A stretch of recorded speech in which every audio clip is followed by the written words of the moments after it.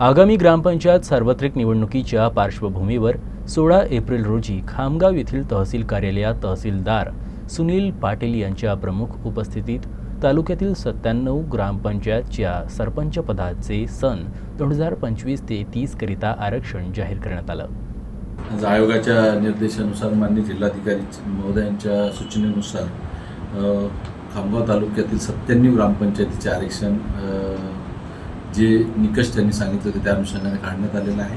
त्यामध्ये SC ST नामप्र या संवर्गातलं आरक्षण आपण जाहीर केलेलं आहे। त्या आरक्षणाला गावातील पदाधिकारी नागरिक आणि सगळेजण उपस्थित होते। ते खामगाव तालुक्यामध्ये 97 ग्रामपंचायतीपैकी अनुसूचित जाती म्हणजे SC साठी 21 ग्रामपंचायती आरक्षित करण्यात आलेल्या आहेत आणि अनुसूचित जमाती म्हणजे ST साठी एकूण 4 ग्रामपंचायतीचं आरक्षण निश्चित करण्यात आलेलं आहे।